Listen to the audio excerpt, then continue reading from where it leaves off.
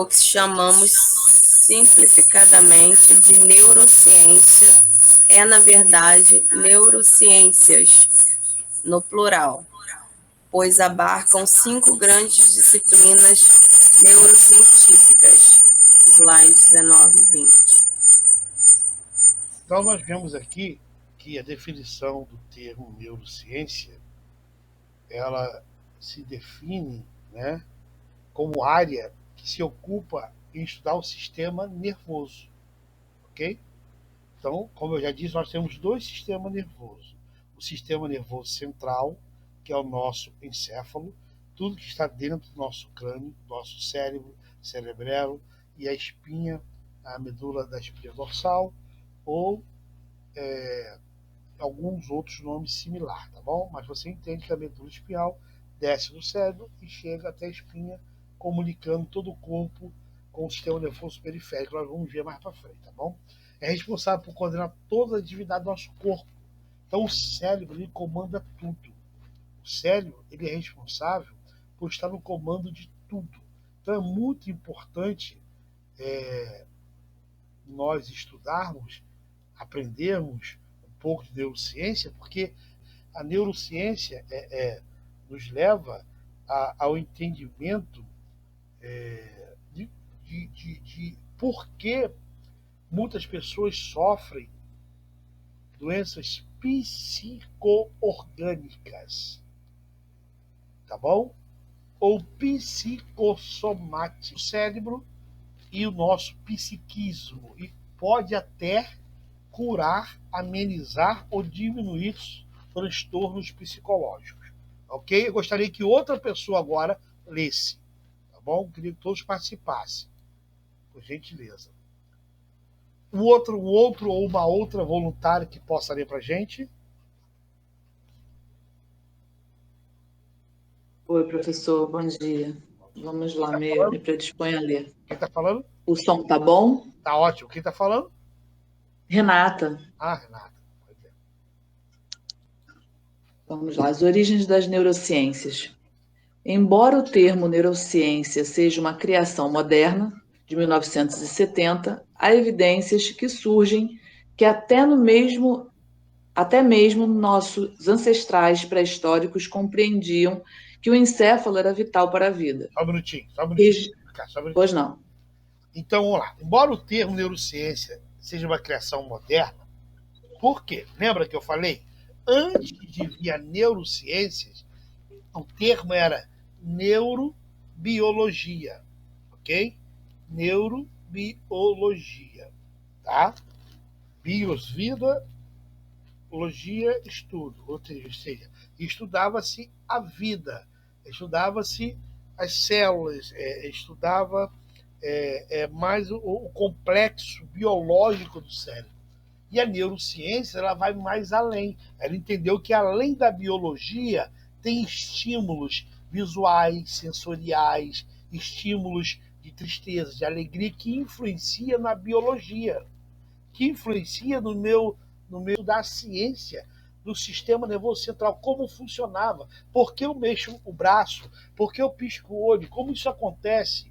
Aí começaram a ir para a anatomia do cérebro, para descobrir as regiões que comandavam com o sistema elétrico cada função, tá bom? E o nosso primórdio, né, eles já faziam trepanação.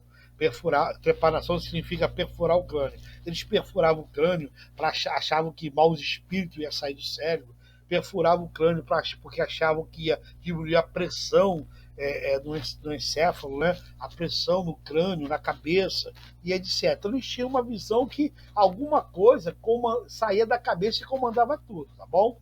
Pode continuar a leitura. Vamos lá.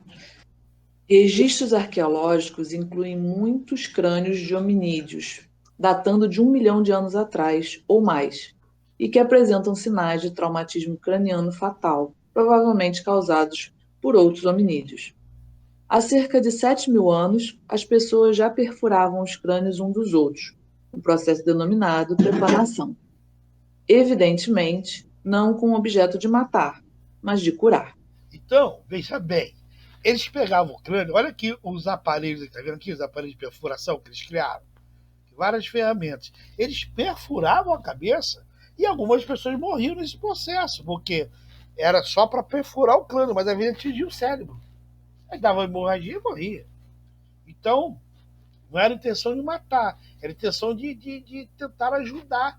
E, olha, sem querer, às vezes já ajudava. Por exemplo, você estava com uma inflamação, encefalite, o cérebro ele fica pressionado. Quando você faz ali uma trepanação, né, você diminui a pressão sobre o cérebro, ele tem como escapar ali pelaquela abertura e até desinflamar. E muitas pessoas conseguiam a depois calcificar e sobreviver a esse tipo de prática, entre aspas, médica, que é a trepanação. Quando você fala assim, havia na antiguidade a trepanação. Trepanação igual perfurar o crânio no intuito de buscar a cura de doenças ou de expulsar mal espíritos. Ok? Então, há 7.000 anos atrás, começou essa prática mais ativa. Nós temos papiros do Antigo Egito, né? Que já faziam isso. Nós temos imagens, desenhos nas paredes egípcias, né? Que mostram essa prática médica, ok? Tá? Aqui também fala, né? Aqui eu tenho que ser fiel aos textos que eu pego, livros e coloco aqui. Então, 1 milhão de anos, né? Quem acredita aí que a Terra tem tantos anos assim, beleza. Quem acredita que tem 7.000 anos para cá, também, beleza. Sem problema nenhum. Cada um acredita naquilo que quer, tá bom? Nós temos liberdade para entender que eu tenho que ensinar aqui sobre evolução, eu tenho que ensinar aqui sobre a evolução da espécie animal, da espécie humana, eu tenho que falar sobre a evolução do cosmos, a evolução da Terra, mas não necessariamente eu acredite no que eu estou falando, não necessariamente você precisa acreditar, mas você tem que aprender, independente da sua religião, porque quando tiver uma prova, alguma coisa, você tem que responder, né? Por exemplo, os cristãos acham que a Terra é jovem, né? Quem não é cristão acha que tem bilhões de anos, né? Ok? Eu tenho que aprender as duas teorias, porque quando cai prova, eu tenho que fazer um concurso, vai cair o que está com Darwin, não vai cair o que eu acredito, vai cair o que está nos livros. Então, tá bom? Nós temos que entender que aqui nós vamos falar sobre evolução. Então, esquece fé, esquece religião. Aqui é o que está nas literaturas, ok? Entenderam o que é trepanação? Uma palavra um pouco difícil, um pouco desconhecida, né? Não sei se todos já conheciam, né? Essa palavra. Então, essa palavra trepanação, né? É uma O palavra. senhor já falou em outra aula já. Já tem outra aula, isso, você é isso. Então, hoje, para você ver como as matérias, como as disciplinas, elas estão sempre interligadas. E por isso que eu falo, cada vez que a gente assiste uma aula, a gente vai aprendendo mais. Então, aqui está, né, as ferramentas que a humanidade, que o ser humano conseguiu desenvolver para perfurar o crânio. O crânio é algo duro, algo difícil. E eles começaram a fazer ferramenta, porque eles acreditavam que, ao perfurar o crânio, saía dali maus espíritos, ok? E eles conseguiam ali, na visão deles, alcançar a cura ou não, tá bom? Aqui nós estamos vendo mais fotos aqui da trepanação ali, né? Como era um ato perigoso. E nós vemos aqui embaixo a foto, né? De crânio, né? Com perfuração, que foi encontrado no Egito Antigo, né? Também foi encontrado em várias regiões. Você vê aqui, ó, aqui já está calcificado, ó, tá vendo? Ele teve uma trepanação aqui primeiro, aí depois teve essa. Não sabemos se ele morreu nessas, sabemos que essas não calcificaram. E por algum motivo ele possa ter morrido por isso, porque ficou exposto o encéfalo, é o cérebro, né? e qualquer coisa poderia feri-lo, porque não calcificou por algum motivo. Algumas calcificavam e outras não. Ou ao perfurar, ia muito profundo e perfurava também o cérebro. Tá bom? Pode ler pra gente, por favor. Pode ler, doutora Renata. Esses crânios mostram sinais de cicatrização pós-operatória, indicando que esse procedimento teria sido executado em indivíduos vivos e não em um ritual ocorrido pós-morte. Alguns indivíduos aparentemente sobreviveram a múltiplas cirurgias cranianas. Não está claro o que os cirurgiões dessa época esperavam conseguir, embora se tenha especulado que esse procedimento poderia ser utilizado para tratar cefaleias ou transtornos mentais, talvez oferecendo aos maus espíritos uma rota de escape. Há escritos recuperados de médicos do Egito Antigo, datando de quase 5.000 anos atrás. Então, 5.000 anos atrás, no Egito, já tinha um médico, tem um papiro de um médico, agora fugiu o nome, tá? Onde ele declara, ele relata em seus diários a prática da trepanação. Claro que tinha outro nome, egípcio, né? Mas, ao traduzir, chegou essa ideia, esse entendimento que no Egito, há 5.000 anos atrás, ele já perfurava o crânio. Ou porque eles pensavam que a pessoa ficava doente mental, que estava com mau espírito. Lembra? Na idade medieval, na época medieval, né, na era medieval, todo mundo que tinha problemas mentais era tido como endemoniado, era o demônio, era o mau espírito. Então eles achavam que perfurando o crânio, o mau espírito ia sair. Ou quando aí eles não acertaram, né, mas eles estavam no caminho quase certo, preparando o caminho para nós entendermos que é encefalite, ou seja, é inflamação do cérebro. Então o cérebro incha, ele vai forçando o crânio. Então, quando perfura, dá um escape para que o cérebro tenha espaço para sair para aquele buraco um pouco mais, até desinflamar, entendeu? E às vezes eles pensavam que a pessoa perfurando, a loucura poderia ir embora, ou a doença mental, ou o transtorno que a pessoa estava passando, tá bom? E muitos morriam nessa prática e muitos conseguiam escapar. Mas era prática muito usada. Você vê aqui que ele teve uma perfuração, duas, três, quatro. Ok? Como o encéfalo era visto na Grécia Antiga? Pode continuar a leitura.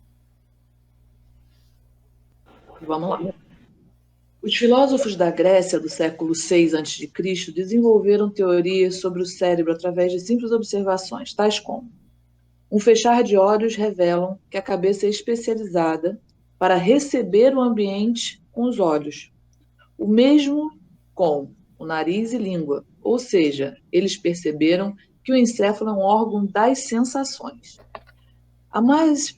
O mais influente deles foi Hipócrates, 460 a 379 a.C., o pai da medicina ocidental, que acreditava que o encéfalo não era apenas não apenas estava envolvido nas sensações, mas que seria a sede da inteligência. Entretanto, essa visão não era universalmente aceita. O famoso filósofo grego Aristóteles, 384 a 322 a.C., ateve-se firmemente à crença de que o coração era o centro do intelecto. Qual função Aristóteles reservava para o encéfalo? Ele acreditava que o encéfalo era um radiador, cuja finalidade seria resfriar o sangue, que se superaquecia com o coração, que fervilhava. A gente olhando assim, né? Eu vejo algumas aulas, né, ou alguns professores, que até ridicularizam o pensamento desses filósofos, desses médicos que iniciaram. Mas eles não tinham o equipamento que nós temos hoje. Então, Aristóteles, que ele fala, que ele fala? Qual era a briga dele? Não. O nosso cérebro é um radiador, que nem um radiador de carro. O sangue bombeia, esquenta o sangue, aí o sangue passa pelo cérebro ou passa pelo encéfalo, pelo crânio, para resfriar. Então ele via que o coração é que mandava o estímulo, que controlava todo o corpo, e o cérebro tinha que. O cérebro, não, perdão, o encéfalo, o crânio, né? A cabeça, tudo que havia dentro do crânio, que servia como um resfriador do sangue, resfriava o sangue, né?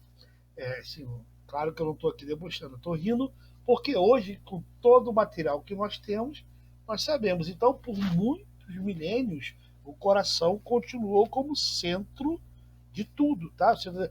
O centro das emoções, o centro que dominava todo o organismo, tá bom? Não tinha ainda uma visão de sistema nervoso central, de neurônios, de nada disso. Ninguém tinha visão nada disso. Então, eles iam tateando no escuro. Toda grande descoberta começou lá atrás com eles, tá bom? Eram filósofos e o que é um filósofo? É um pensador, ele começa a questionar. Todo filósofo tem que ser um bom questionador. Ele questiona as coisas e começa a pensar sobre aquilo que ninguém quer pensar, né? Então, eu te aconselho a ser um filósofo na sua vida. Sempre questionar, sempre investigar, porque assim você vai estar sempre aprendendo. Por exemplo, na psicologia tem algo chamado questionário socrático, ok? Ou perguntas socráticas. Sócrates, quando queria ensinar os seus discípulos, ele ensinava com perguntas.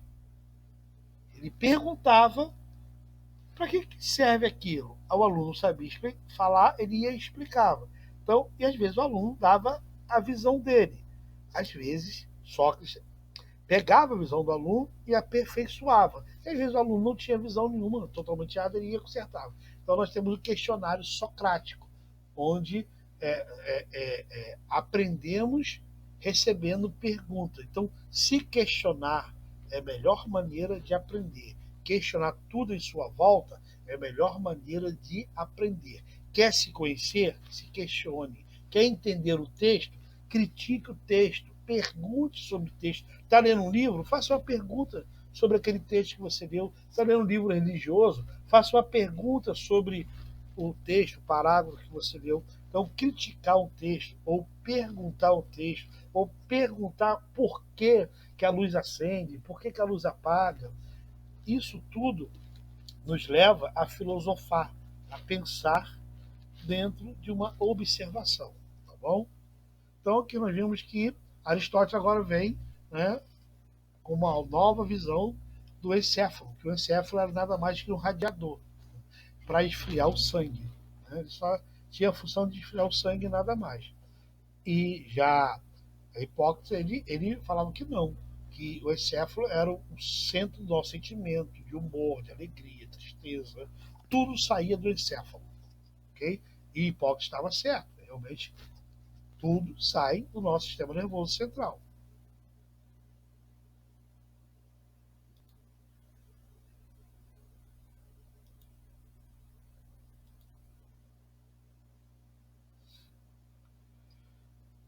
Pode ler, por gentileza.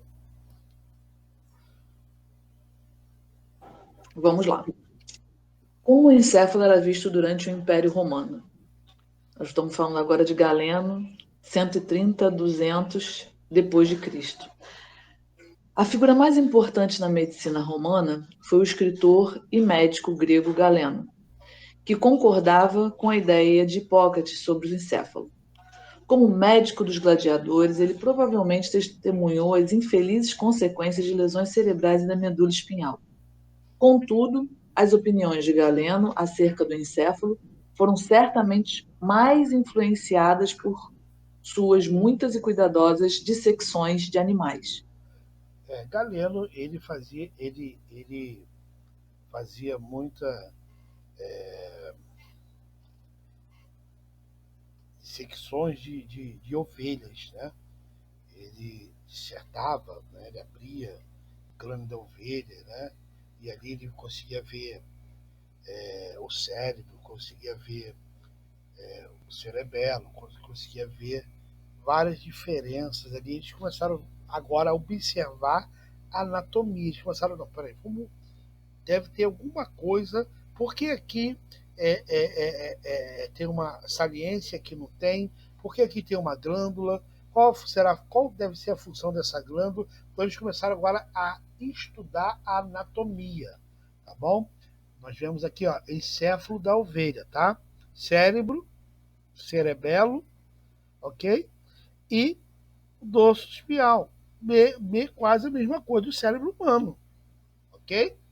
A diferença é a cognição, é o intelecto, que nós vamos ver lá na frente, que o outro médico que era muito religioso, entendeu que nós temos a alma, que é o psique. Depois Freud vem explicar, né, falar sobre o psiquismo, né, a capacidade de ficarmos alegres, tristes. Isso aí a biologia não tem como explicar, a não ser o psiquismo, tá bom? Então ele começa aqui agora a ter uma visão anatômica do cérebro, porque tanto de gladiadores que morriam, ok?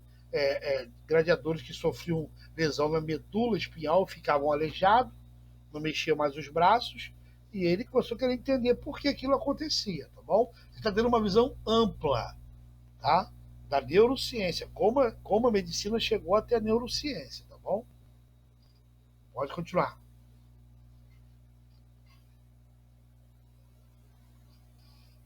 Em sua dissecção de ovelhas, um dos seus objetos de estudo preferidos, Galeno observou que o interior do cérebro era oco. Nesses espaços vazios, chamados de ventrículos, de modo similar às câmaras do coração, existia um fluido. Para Galeno, essa descoberta ajustava-se perfeitamente à teoria de que o corpo funcionava de acordo com o equilíbrio entre 4 fluidos vitais, os humores. Daí sai a ideia, né, do colérico, do sanguíneo, do fleumático, né? Olha, lá atrás, e até hoje, só que nós sabemos que não sai do ventríloco, né? Mas até hoje nós tratamos as personalidades, né? Os temperamentos, tá? Só que a ideia dele é que aqui no ventríloco, né, tinha líquidos, e ele achava que esses líquidos, né, os fluidos, eles que determinavam a oscilação do nosso humor durante o dia, a flutuação de humores, ok? Tá bom? Bom, vamos lá então. A visão de Galeno a respeito do encéfalo prevaleceu por quase 1.500 anos. Durante a Renascença, o grande anatomista Andreas Vesalius, em 1514 a 1564, adicionou mais detalhes à estrutura do encéfalo, figura ao lado. Contudo, a teoria ventricular da função encefálica permaneceu essencialmente sem questionamentos. Então, os ventrículos, mesmo depois de abrir, aí você vê que ele abriu por cima, mostrou os ventrículos ali, né? Espaço vazio, assim como nós temos no coração, né? Duas separação, né? Dois átrios, átrio esquerdo, átrio direito, né? Onde é uma câmara que parece vazia, mas ela enche de sangue, o sangue desce, volta aí, o sangue venoso desce, o sangue oxigenado sobe, frenético, um ciclo que não para. Continuou acreditando-se que dos ventrículos saía o nosso humor, tá? Não mudou. Mas ele agora, na Renascença, eles conseguem agora voltar a fazer dissecação. Por quê? Porque teve um período que foi proibido, eles ficaram proibidos de mexer em cadáver, de abrir, por causa de religião. Então, ficou um tempo, por isso chama Renascença, renasceu, tá? De novo, a procura do entendimento do sistema nervoso central. Quando eu falo sistema nervoso central, eu estou falando do encéfalo. O encéfalo é o quê? Dentro. Céfalo, crânio, cabeça. Tudo está dentro da sua cabeça, tudo está dentro do seu crânio, é sistema nervoso central. O que desce pela tua espinha é sistema nervoso periférico. SNC e SNP, tá bom? Pode ler aqui, por favor, Wagner, do lado aqui da figura, abaixo da figura. Vamos lá, deixa eu abrir aqui. Bom, ventrículos encefálicos de um ser humano desenhados na Renascença. Este desenho foi extraído de The Humani Corporis Fabric, de Versalhes, 1543. O indivíduo provavelmente era um criminoso decapitado. Criação cuidadosamente desenvolvida para uma ilustração correta da anatomia dos ventrículos. Entendeu? Agora, na Renascença, vamos aprofundar mais a anatomia, vamos entender por que tem esse espaço vazio, por que tem isso aqui, vamos mais profundo. Então, tudo começa com a neuroanatomia, ok? Anatomia do sistema nervoso, que nada mais é o nosso cérebro no total, tá bom? Pode continuar, Wagner. Como o encéfalo era visto da Renascença ao século XIX? De fato, esse conceito foi reforçado no início do século XVII, quando inventores franceses construíram aparelhos mecânicos controlados hidraulicamente. Esses aparelhos apoiavam a noção de que o encéfalo poderia ser semelhante a uma máquina em sua função. O fluido bombeado para fora dos ventrículos, através dos nervos, poderia literalmente bombear e causar o movimento dos membros. Afinal de contas, os músculos não incham quando se contraem. Nós temos que entender que aqui no século XVII estava na era das máquinas hidráulicas. Quase todas as invenções eram movidas pela função hidráulica. Então a água, né, exercia a pressão, quando aquecida ou quando comprimida, fazia as rodas girarem, os moinhos girarem. Então eles tiveram uma ideia. Bom, os fluidos que saem do ventrílogo, eles passam pelos nervos, quando chega no músculo, ele incha o músculo. Então era fluidos guardados para inchar o músculo, para me ajudar na minha coordenação motora. Não tem nada a ver. Porque ainda ele não tinha uma visão de que os neurônios eram fios, são fios, entre aspas, estou dando uma linguagem bem acadêmica, são fios que conduzem corrente elétrica. Então ele não tinha essa noção. Então como é que o músculo incha? Bom, o fluido sai, ele é bombeado, quando chega no músculo ele incha, assim como a água é bombeada e faz o moinho girar, faz a máquina rodar, faz a roda girar. Tá entendendo? Então, é tudo um contexto da época que era usado para poder tentar identificar o funcionamento do cérebro. É o que eles tinham. Eles não tinham equipamento, tá bom? Então é bom você estudar isso aqui, tá? Pode continuar, por gentileza. Como o sistema nervoso era compreendido no final do século XVIII? Felizmente, durante os séculos XVII e XVIII, outros cientistas romperam com o foco tradicional dos ventrílogos e começaram a examinar a substância encefálica mais cuidadosamente. Eles observavam, por exemplo, 2 tipos de tecido encefálico: a substância cinzenta e a substância branca. Qual a estrutura, relação-função foi então proposta? A substância branca, que tinha continuidade com os nervos do corpo, foi corretamente indicada como contendo as fibras que levam e trazem a informação para a substância cinzenta. Olha bem, século XVIII, sem equipamento nenhum. Pela intuição, o camarada descobre ali 2 massas, né? 2 substâncias, uma branca e uma cinzenta. Aí ele define que a branca leva informações para o nervo, depois traz a informação de volta. Ou seja, a dor, um sente e outro dá comando. A massa branca comandava e a massa cinzenta sentia. Sabe? Aí eles acertam. Né? Então, só que para acertar, eles tiveram que fazer o quê? Romper com o foco tradicional. É isso que às vezes eu debato. Eu não posso fechar o foco e achar que ninguém pode ter uma outra ideia ou uma outra definição ou filosofar sobre o escrito, sobre uma literatura. Por isso está falando de temperamento. Está fechado. Ninguém aceita quando, pelo menos eu, quando eu falo, hoje, graças a Deus, tem pessoas aqui que têm uma visão mais aberta. Alunos que estão dispostos a entender que eu não posso fixar algo, eu tenho que, às vezes, abrir mão de algo tradicional para descobrir coisas novas. A medicina não pode ficar fechada. Tanto a medicina orgânica como a medicina da mente, da saúde mental, não pode ficar fechado em conceitos e não estar aberto para novas descobertas, novas teorias. Okay? Ter novas teorias não é nada, nenhuma aberração. É simplesmente quem filosofa, quem estuda, quem busca, quem fica se perguntando, bom, eu sou sanguíneo, mas tem época que eu flutuo no colérico, tem época que eu flutuo na fleumatisia, e como é que eu ajo com isso? Então, eu me analiso.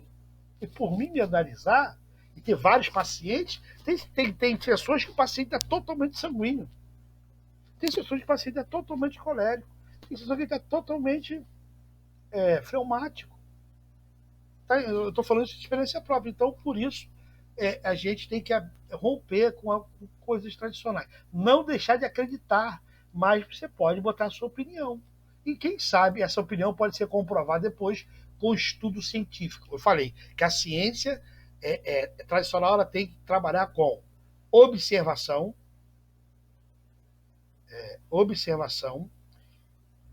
Vamos lá, voltar para a gente não falar errado.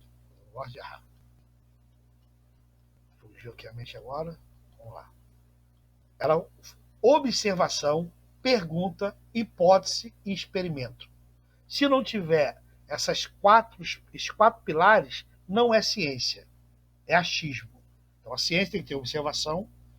Por exemplo, eu vejo um urso sorrindo e pergunto: por que eu me sinto bem quando eu vejo um urso fofinho assim? Eu sinto prazer de ver essa foto. Aí eu levanto a hipótese: qual área do meu cérebro está sendo usada? Qual área aqui que me dá essa sensação de prazer ver um bichinho bonito? Aí eu boto o camarada no scanner de imagem ou na ressonância magnética para ver, e começa a passar várias fotos no computador, ele vai vendo, e uma foto neutra e uma foto de um bichinho fofinho, de um bebê bonito, e vou vendo qual área do cérebro dele vai acendendo. Aí eu vou provar que aquela área é responsável pelo prazer de ver coisas bonitas ou coisas fofas. Tá entendendo? Ok? Então, esses 4 pilares tem que estar embasado para provar um pensamento, tá bom?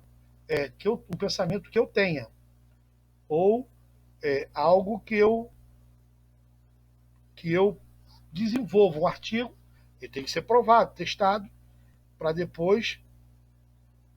Me ajuda onde eu parei aqui. Parei aqui, tá bom? Então vamos lá. Próximo, uma voz feminina quiser ler, vale descansar, pode ler pra gente.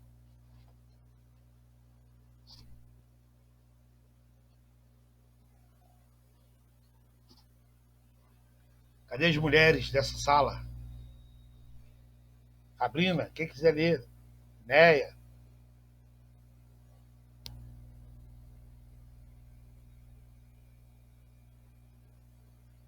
Tá sem voz, tá sem som.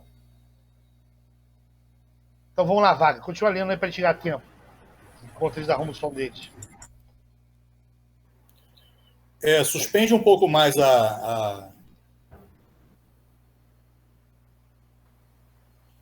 Isso. Melhorou. Como o sistema nervoso era compreendido no final do século XVIII?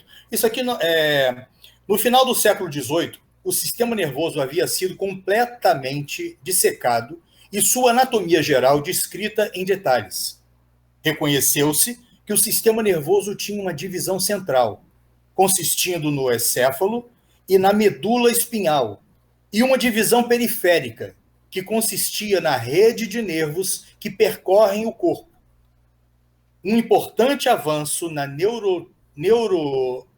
neuroanatomia veio com a observação de que o mesmo padrão geral de elevações, chamados de giros, e depressões, chamados de sulcos e fissuras, pode ser identificado na superfície do encéfalo de todos os indivíduos. Esse padrão, que permite a divisão do cérebro em lobos, conduzido à especulação de diferentes funções, poderiam estar localizadas nos diferentes giros do encéfalo. O cenário estava armado para a era da localização cerebral. Agora chegou o tempo da neuroanatomia. Lembra que eu falei? A neuroanatomia. E estudar o sistema nervoso através da anatomia do cérebro. Tá vendo aqui, quando fala giro, Esses giros aqui que dá, ó, tá vendo? Aqui deu um giro. Aqui deu uma preponderância, aqui deu uma elevação, aqui deu uma supressão, ficou mais abaixo. Então eles começaram a analisar por que algumas áreas elas tinham elevação e outras supressão, e outras tinham giro, ó. Outra aqui com giro, tá vendo? Ó. A outra com giro aqui, ó. Então, eles começaram a observar que outros tinham linha reta, outros tinham giro, e começaram a querer descobrir por que isso. Então, surgiu a era da neuroanatomia. Foi um pulo para a neurociência, ok? Foi um pulo para entendermos qual a área do cérebro é ativada conforme os sentimentos, dores, como eu mexo o braço. Começou a entender que tudo é por pulsos elétricos, tá bom? A visão do sistema nervoso do século XIX.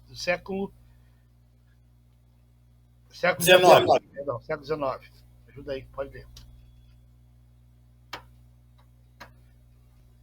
Lesão no encéfalo pode causar... eu ia ler a parte de cima também.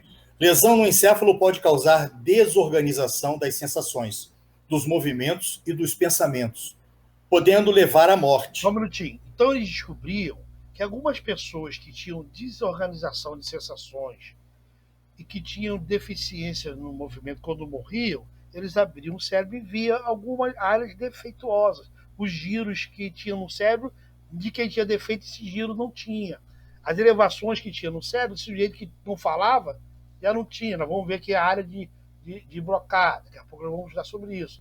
Tá? Então são áreas que foram mapeando porque o fulano não fala. Por causa da área de blocar, que é um fundamento. Então ali ficou chamado, você tem hoje como área de blocar, que é o que causa afasia, tá bom? Pode continuar, Wagner. O encéfalo se comunica com o corpo através dos nervos. O encéfalo apresenta diferentes partes identificáveis, o que provavelmente executam diferentes funções. O encéfalo opera como uma máquina e segue as leis da natureza. Durante os 100 anos que se seguiram, aprendemos mais sobre as funções do encéfalo do que foi aprendido em todos os períodos anteriores da história. Esse trabalho proporcionou a sólida fundamentação sobre a qual se baseiam as neurociências. Então, a neurociência, ela começou a ser baseada através da neuroanatomia, ok? A neuroanatomia deu um passo gigante para a neurociência, ok? Nunca se descobriu tanto sobre o sistema nervoso como se descobriu no século XIX, tá bom? Para nós começar a observar as preponderâncias que havia no cérebro, ok? Aqui está a visão do sistema nervoso no século XIX, tá bom? O cérebro, o cerebelo e o tronco encefálico, ó. Tronco encefálico, vem até aqui, ó. Tá? E aqui vários nervos que saem daqui, né? Vários nervos, tá? Medula central espinhal, tá bom? Que desce do tronco encefálico. E aqui vai distribuindo vários nervos pro braço. Se você sofrer aqui um dano na coluna cervical, você pode perder o movimento do braço, das pernas, ficar aleijado. Se você sofrer um problema no pescoço, você pode ficar aleijado do pescoço para baixo, porque é rompida a comunicação do sistema nervoso. O impulso elétrico não chega mais no teu braço, na tua perna, tá bom? Então foi aqui totalmente entendido. Quero que você grave isso aqui, tá? CNC. Quando você vê na bula de CNC, Sistema Nervoso Central. SNP, Sistema Nervoso Periférico. O que é Sistema Nervoso Periférico? Tudo que desce do tronco encefálico e chega na medula central espinhal. Isso aqui é o periférico, tá vendo? Sistema Nervoso Periférico, que recebe o comando do Sistema Nervoso Central. Por isso é o nome Sistema Nervoso Central, porque é como se fosse o computador, o HD do computador. Dali está todo o comando, dali está toda a programação, ok? E os teclados seriam a parte periférica, tá bom? Ou o teclado seria a parte central, onde eu dou o comando, e a parte periférica seria o HD, tanto faz. Então, tem o Sistema Nervoso Central, que é o nosso cerebelo, cérebro e tronco encefálico. Tem o Sistema Nervoso Periférico, que é a nossa medula central espinhal, que se comunica com todo o corpo, onde leva impulsos elétricos. músculos, tá bom? Isso aqui agora eu vou dar um resumido porque eu quero entrar na outra área. Visão do sistema nervoso do século XIX. Professor, pede para alguém ler que eu vou ter que desligar uma bomba aqui em casa agora. Peraí. A visão do sistema nervoso do século XIX. Nervos espinhais e raízes nervosas espinhais. 31 pares de nervos deixam a medula espinhal para inervar a pele e os músculos. A secção de um nervo espinhal promove a perda da sensação dos movimentos da região afetada do corpo. As fibras sensoriais que chegam em vermelho e as fibras motoras que saem em azul se dividem em raízes espinhais. Olha aqui, tá vendo? Olha como que é dentro de um nervo. Não parece uma fiação elétrica? É exatamente isso. Os nervos é como se fossem fios que levam impulsos elétricos, que movimentam seu braço, seu dedo, seus olhos. Tudo é movido por eletricidade. Ok? Tá bom? Quem pode ler pra gente aí, por favor?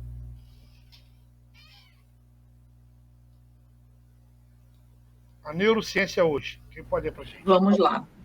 As neurociências hoje. A história moderna das neurociências ainda está sendo escrita. A década de 90 foi uma década de grande avanço nas pesquisas neurocientíficas nos Estados Unidos da América e daí em vários países do mundo. Os recursos tecnológicos facilitou muito os avanços nas pesquisas, começando com o raio-x, tomografia computadorizada, eletroencefalograma, ressonância magnética funcional, tomografia de emissão de pósitrons, que permite ver com a clareza o órgão em seu pleno funcionamento. Níveis de análise. A história demonstrou claramente que compreender como o encéfalo funciona é um grande desafio. Para reduzir a complexidade do problema, os neurocientistas o fragmentaram em pedaços menores para uma análise sistemática experimental. Isso é denominado abordagem reducionista. São elas.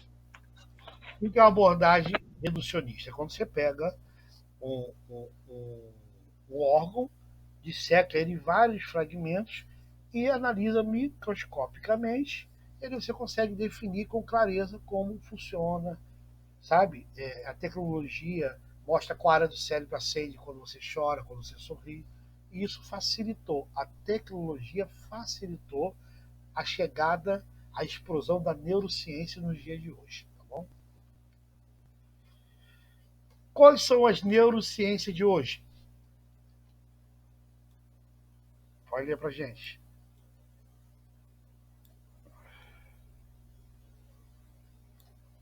Vamos lá. Neurociências moleculares, neuroquímica e neurobiologia. Estuda as inúmeras variedades de moléculas que compõem a matéria encefálica e qual o papel delas. Neurociências celulares, neurocitologia e neurobiologia celular. Abordam um estudo de como todas as moléculas trabalham em conjunto para conferir aos neurônios suas propriedades especiais. Buscam respostas para as perguntas: quantos diferentes tipos de neurônio existem e como eles diferem em suas funções? Como os neurônios influenciam outros neurônios? Como os neurônios se interconectam durante o desenvolvimento fetal? Como os neurônios realizam as suas computações? Neurociências de sistemas. Populações de células neurais, sistemas funcionais visual e etc. Abordagem de morfologia. Neuroanatomia, abordagem funcional, neurofisiologia. Estudam como diferentes circuitos neurais analisam a informação sensorial, formam percepções do mundo externo, tomam decisões e executam movimentos. Bom, eu deixei esse texto aí de uma forma bem autoexplicativa. Eu não preciso explicar o que está claro. É perder tempo na aula. Está aí bem explicadinho, tá? Nós temos aqui vários tripés, ou várias ramificações da neurociência. Neurociência muscular, neurociência celular, neurociência de sistema. Eu vou ler agora, depois quando eu precisar, eu peço a vocês. Neurociências comportamentais. Aqui é usado na psicologia. tá? A psicologia, a psiquiatria, a psicanálise pode usar a neurociência comportamental para ajudar a identificar comportamentos anormais ou normais, tá? E a psicobiologia, entender como a biologia ela interfere no meu psiquismo. Quando há alguma coisa errada na minha biologia, nos meus órgãos, pode afetar o meu cérebro. Ou quando tem uma coisa errada com o meu cérebro, pode afetar os meus órgãos, tá bom? Neurociências cognitiva, tá bom? Nós chamamos de neuropsicologia ou neuropsicólogos, eu falei. Neuropsicólogo faz testes de cognição para saber se a pessoa tem problemas cognitivos, se a pessoa tem problema de aprendizado, problema de leitura, problema de escrita e assim por diante, tá bom? A mente. O que é a mente? É uma pergunta que com certeza todos nós já fizemos. Cada pessoa tem a sua maneira de perceber o mundo. Portanto, muitos conceitos sobre a mente são possíveis. Está entendendo? É aberto. O que é a mente? A mente, cada um tem a sua. Cada um tem o seu pensamento, cada um tem a sua experiência de vida, cada um tem seus registros de vivência. Então, o que é mente? É algo muito aberto. A mente pode ser definida como um sentido abstrato. Algo abstrato. Ter na minha mente é abstrato, não tem como eu tocar. Tá bom? Consciente. De acordo com o dicionário, consciente é tudo que envolve o raciocínio, conhecimento, percepção e decisão. Então, para mim estar consciente, eu tenho que ter raciocínio, conhecimento, percepção para poder decidir. Isso é consciência. Tá bom? Segundo Freud, o conhecimento faz parte de uma pequena parcela da mente humana. O consciente faz parte de uma pequena parcela da mente humana. Porque, para Freud, a maior parte da mente humana é ocupada pelo inconsciente, pelo recalcado, ou seja, ali onde ficam nossas frustrações, nossos medos, nossos traumas, tá bom? Inconsciente. Para Freud, todos os eventos mentais estão conectados. E quando um pensamento parece não estar relacionado aos pensamentos que o precedem, as conexões estariam no inconsciente. Uma vez que estes elos inconscientes são descobertos, eles passarão a fazer parte do consciente. Por isso que na terapia, nós pedimos a pessoa lembrar, e na época da infância, para trazer de volta o conhecimento, os traumas, os sofrimentos, as alegrias para o consciente. Para o consciente poder lidar com aqueles traumas, curar aqueles traumas e a pessoa se libertar dos transtornos. Ok? Pré-consciente. Estritamente falando, o pré-consciente é caracterizado como uma entidade que faz parte do inconsciente, ao qual pode tornar-se consciente com facilidade. Então, pré-consciente é aquilo que saiu do consciente, mas eu posso lembrar. Eu lembro que foi Natal do ano passado, do ano retrasado, agora do ano 5 anos atrás, eu não lembro mais como foi o Natal. Se eu perguntar a você não vai lembrar também. Mas se eu fizer uma força, uma terapia, talvez eu consiga lembrar. Porque a terapia tem essa mágica de trazer lembranças que você não consegue acessar facilmente. Por isso que Freud ele criou a escuta, a associação livre, tá bom?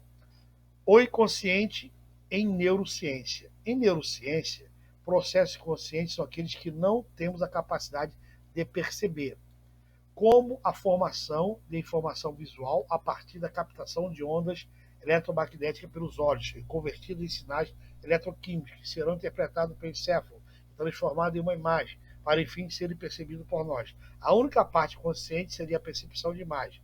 Todo o restante do processo seria inconsciente. Então a neurociência também trabalha muito com o inconsciente, tá? Só que de uma forma mais mecânica.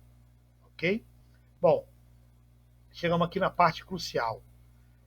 Psicanálise e neurociência. O que tem a ver psicanálise e neurociência?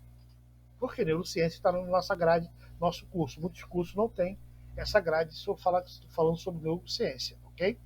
Bom, agora eu vou precisar que alguém leia para mim, porque senão eu não consigo explicar e ler, porque cansa muito a voz, tá bom? Alguém que, se a doutora Nada não estiver cansado, se outra pessoa quiser ler, fique à vontade.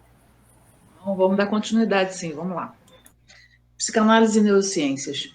Infelizmente, há uma tendência nos círculos médicos de profissionais da área da saúde mental e até psiquiátricos de acreditar que existe uma contradição entre as conquistas do conhecimento do cérebro e a teoria psicanalítica do nosso tempo, que contém ensinamentos de Freud, Lacan e atualizações psicanalíticas em muitos aspectos. Então, eu vou, cada vez que tiver a cor diferente, eu vou separar que eu vou explicar, tá? Eu sempre coloco Tá cores bem. diferentes para vocês entenderem de cada tópico. Então, veja bem. Infelizmente, alguns médicos, eles não acreditam na psicanálise. Acreditam na neurociência, neurocientista, psicologia, mas quando chega na psicanálise, há uma resistência. Porque a psicanálise é algo abstrato, trabalhando com o inconsciente, algo que não é tocável, humanamente falando, não pode secar. O cérebro inconsciente, o cérebro te seca, ele dá todas as informações, mas o inconsciente não tem isso.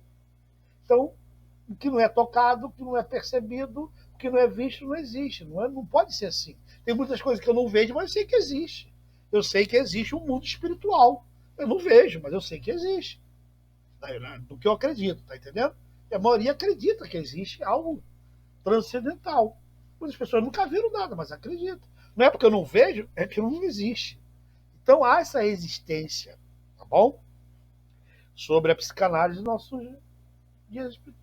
nossos dias atuais em muitos aspectos. Sendo que eu vou tentar mostrar, né, aqui em verde, eu vou tentar mostrar, não se trata de um ou de outro, trata-se de ambos, não trata se a neurociência é melhor, se a psicanálise é melhor. O que eu quero tratar aqui é que as duas podem caminhar juntas. Uma pode auxiliar a outra. O neurocientista pode ter na sua equipe um psicanalista. Um psicanalista pode ter na sua equipe um neurocientista ou um neuropsicólogo. Então não precisa separar as ciências ou os conhecimentos. Nós temos que ser mais aberto a juntar do que a espalhar. Então há essa rejeição, há essa resistência à psicanálise, tá bom? Por isso, às vezes, muitas vezes, quando você fala que foi na psicanálise, não adianta. Ora, quem está aqui sabe que adianta, tá?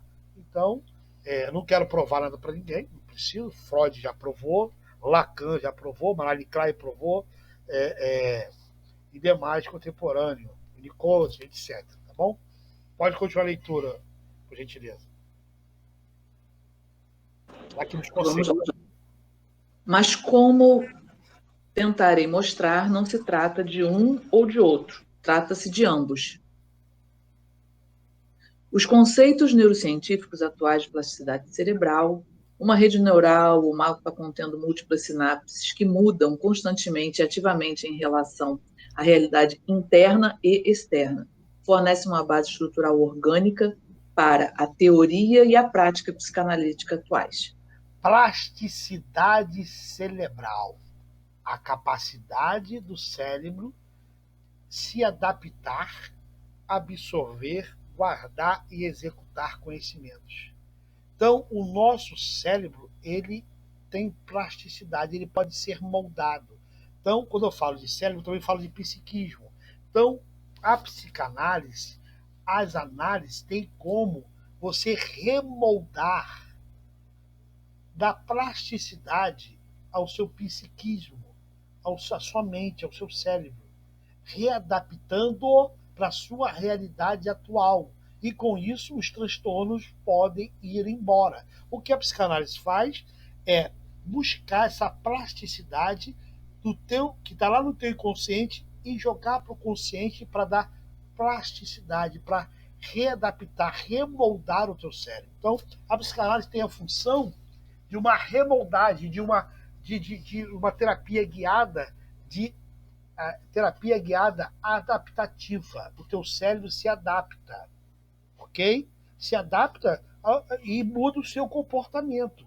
Então, quando você consegue trazer memórias antigas e dar plasticidade ao seu cérebro, moldar o teu cérebro de novo, com os traumas, ressignificando o passado, ressignificando os traumas. Aprenda uma coisa, os traumas que você passou não é para ser chorado hoje. As perdas que você teve não é para ser lamentada hoje. E sim, os traumas, as perdas, as frustrações é para você ter hoje como aprendizado. Isso é da plasticidade, é ter uma visão diferente do que o teu inconsciente quer te falar. O teu inconsciente quer te falar que você é perdedor, a perdedora, que você só perdeu na vida, mas você tem que falar para ele, não, peraí, esse pensamento é distorcido. Eu aprendi muito na vida. Hoje eu tenho 40 anos, vou 50 anos, mas vivi mais do que quem tem 80. Eu tenho muita experiência de vida. Porque tempo de anos de vida não significa experiência de vida. Então, aquilo que não te matou te deixou mais forte. Veja por esse lado. Tudo que você passou foi para te ensinar. Foi para dar plasticidade, modulação para o teu cérebro. Isso que a psicanálise faz. Isso que a psicanálise tenta fazer. É usar... Professor, Perdão? pode fazer uma pergunta? Pode, à vontade. Essa plasticidade é quando é criança, ela tem uma plasticidade maior do que quando a pessoa já tem mais idade? A criança, ela começa o aprendizado e começa a dar plasticidade ao cérebro. Quando eu fico adulto, pela minha vivência, às vezes eu sou resistente a moldar aquilo que eu acho que não tem que moldar. Eu não quero mudança, às vezes. E não querer mudança, às vezes, não deixa eu me libertar dos transtornos. Plasticidade é mudança, é modelagem. Então a criança tem uma plasticidade maior porque o cérebro, entre aspas, está vazio. Ele começa a ter registro, informação. Mas o adulto também continua com plasticidade. O problema é uma coisa chamada resistência na psicanálise. Eu resisto. Outra coisa é sabotagem. Eu me saboto. Eu não quero plasticidade. Mas o teu cérebro, Fabrina, o meu, de quem tem 80 anos, continua com plasticidade. Continua pronto a aprender. Continua pronto a mudar. Ok? Quando... Essa plasticidade é igual. Assim, É igual. Você nunca para de aprender, desde que você queira. Agora, é claro, se você perder algumas funções neuronais, aí o cérebro fica comprometido, tá? Estou falando de um cérebro sadio. Uma pessoa com 80 anos, com a cognição totalmente perfeita. Ela continua com plasticidade. Agora, se ela perder a cognição, aí ela perde a plasticidade. Ok? E tem como treinar para essa plasticidade? Você Isso. ter mais? A terapia e a análise é uma maneira de dar plasticidade ao teu cérebro. É você ressignificar, remoldar, dar um novo sentido para aquilo que você dava outro sentido. Na verdade, eu estou tendo plasticidade. Eu estou moldando. Plasticidade significa aquilo que estica, aquilo que se molda. Então, o meu cérebro ele é moldável enquanto estiver com as cognições perfeitas. Ok? Então, se a gente não treinar, essa plasticidade ela não aumenta, né? Não tem... Eu tenho que estar sempre lendo, sempre estudando. Eu tenho que treinando. Eu tenho que estar sempre melhorar isso. minha atividade, ok? Tem que estar Ok. sempre na atividade. E sempre dando conhecimento para ele. Por isso que eu falo, as aulas ficam gravadas, revejam as aulas, estudo de novo. Isso é da plasticidade, da nova moldagem. Cada vez que você assiste uma aula, você vai ver algo diferente que você não viu antes. Tá bom? Muito bem colocado, Fabrina. Eu tenho que estar sempre exercitando o meu cérebro, tá? Para dar plasticidade. Mas a plasticidade também significa mudança, remodelagem. Psicanálise e neurociência. Pode continuar.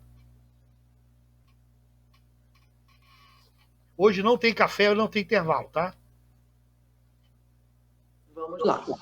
A neurociência vem mostrando como estar consciente depende da sincronização ou regulação entre as várias estruturas corticais e subcorticais. Pode continuar. Posso continuar, professor? Pode. Com a expressão no inconsciente, fantasia inconsciente. Por outro lado, depende do bloqueio emocional de certos conjuntos específicos de neurônios e sinapses, que numa espécie de neurojacionismo liberam outras redes mais conectadas ao mundo interior. Como Agora, observou Freud, perdão. Agora, olha só, trabalho de casa para vocês. Neojacionismo. Eu posso dizer o que é, mas eu não vou dizer. Eu quero que você pesquise. Não é um trabalho não, tá? Isso não é o trabalho que você vai me dar, não. Isso aqui é fora o trabalho que você vai fazer para mim. Corticais e subcorticais. Eu posso dizer o que é, mas eu quero que você pesquise. Porque senão eu vou te dar tudo mastigado. Eu quero que você aprenda a pesquisar. Vai na internet e coloca o que é corticais e supercorticais. O que é jacionismo. Ok? Claro que você tem que tomar cuidado com a fonte. vai aparecer vários sites. Você vai ter que entender qual o site ali. É um site de psicologia, de neurociência, para você poder pegar esses termos, tá? Neo-jacksonismo é novo, neo vem de novo, jacksonismo vem da teoria de Jackson, tá? Você, mais ou menos, eu vou dar uma dica para você, tá bom? Pode continuar. Como? Como observou Freud, esses fenômenos podem ocorrer em sonhos, lapsos de fala, paradoxos e manifestações de sintomas neuróticos e psicóticos. Aí vai dar uma dica aí, ó, do jacksonismo, sabe? Do neo-jacksonismo, dos córtex. Ou seja, Freud observou que alguns fenômenos, ou esses fenômenos, essas conexões do inconsciente com o consciente, do consciente com o sistema nervoso central, pode ocorrer durante sonhos, lapsos de fala. Por isso que a terapia, na análise, você vai pegar o paciente, você que vai ser analista, o paciente chega e fala, não, porque eu não estou muito bem. Aí você fala, você falou que você não está bem. Não, não queria dizer isso, eu queria dizer que não estou bem hoje. Não, você falou que não está muito bem. Você não definiu o tempo. Não pode mudar mais, porque o que importa na análise é a sua primeira fala. A primeira fala do paciente é a fala inconsciente. Quando o paciente para pensar, nada vale a sua fala. Quando o paciente fala sem pensar, tudo vale na sua fala para mim. Então, eu, psicanalista, você, futuro psicanalista, se preocupe com o que ele fala sem pensar. Quando ele pensa para falar, ele para e pensa, você não adianta nem guardar aquilo. Guarde o que o paciente fala de bate-pronto, porque ele vai cometer lapsos de fala. Ele vai cometer paradoxo. Ele vai falar uma coisa e depois vai falar outra.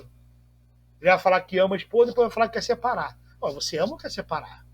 Sabe? Ele vai se contradizer. Ele vai cometer atos falhos ou paradoxos. E a manifestação de sintomas neuróticos, neuroses e psicóticos. Ok? Pode continuar. O homem necessita da fantasia, consciente ou inconscientemente, na eterna alternância entre a sua realidade interior e o mundo exterior. Ambos são necessários para que a mente dê ao cérebro uma alma, sem a qual o cérebro morrerá. Só um minutinho. Alma aí é o psique. Tá? Raciocínio, cognição, sentimento, prazer, alegria, dor. Sem isso, o cérebro morre. Isso a neurociência está falando. Ok? Então, o homem necessita de fantasia. Que fantasia? O psiquismo, o pensamento, a alma, os sentimentos, os prazeres, consciente ou inconsciente, não interessa. Há uma alternância entre o mundo interior e o mundo exterior. Às vezes é o meu pensamento que me dá um prazer, e às vezes é o que eu vejo me dá um prazer. Não importa, tudo vai tocar a minha alma, e minha alma vai tocar meus neurotransmissores, e meus transmissores vai fazer a sinapse. O que é a sinapse? Encontro do neurônio primário com o neurônio secundário, onde há trocas de informações para finalizar uma sinapse, uma cognição, um pensamento, um raciocínio. Ok? Entendeu? Então, uma mente sem alma, ela morre. Um cérebro sem raciocínio, sem sentimento, ele morre. Ok? Quem já viu pessoa com Alzheimer? A pessoa com Alzheimer, ela fica parada. Ela não sabe quem mais é, onde está. Por quê? Parece que a alma morreu. Já viu alguém no estado final de Alzheimer? É muito triste. Porque parece que a alma saiu da pessoa. A pessoa não tem mais sentimento. Ela vê um parente que não viu há anos, para ela não está vendo ninguém. Sabe? Perdeu a memória. Então vamos falar que a memória é a alma? Vamos falar que a história de vida é a alma? Podemos falar também. Ok? Então a neurociência trabalha com isso, com a história de vida, que é a nossa alma, que é o nosso sentimento, é o nosso psiquismo. Alguém tem alguma dúvida? Gente, agora entramos na psicanálise. Eu peguei um artigo, você não vai aprender na teoria.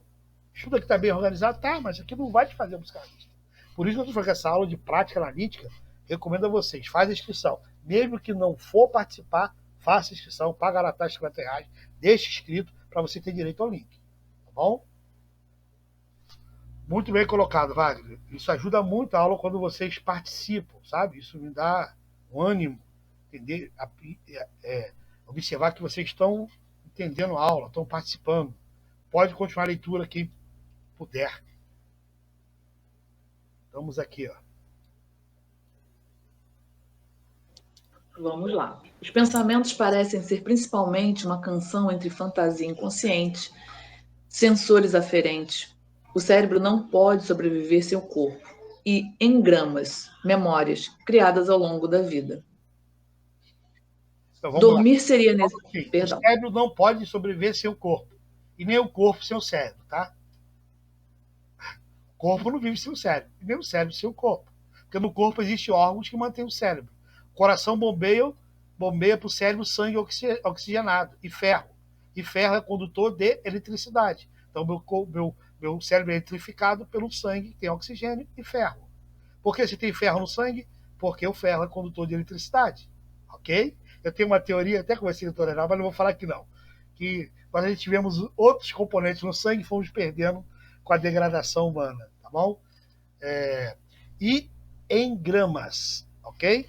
Ou N gramas. Cada um pronuncia de uma maneira, como um N mudo, e outros como um N completo. Isso não importa a pronúncia, importa o entendimento. Então, memórias são fragmentos de engramas, ok?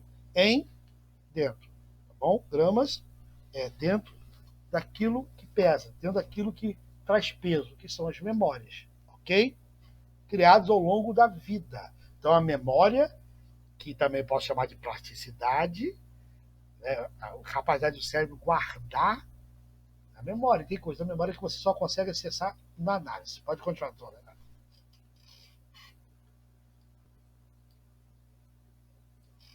Dormir seria necessário para descansar certos setores sinápticos ligados à realidade exterior, deixando livres outros mais conectados ao mundo interno, originando o sonhar. Sem esse desligamento neurosináptico da consciência vígil, o cérebro não sobrevive. Os especialistas em sono sabem disso. Olha bem, se as sinapses não forem os setores sinápticos não forem desligados para que o inconsciente tome, entre aspas, a consciência, o cérebro não sobrevive. Sem o desligamento neurosimpático da consciência vigil, da consciência alerta. Olha bem, o único setor do nosso cérebro que não é tangível, que fica ligado 24 horas, se chama inconsciente.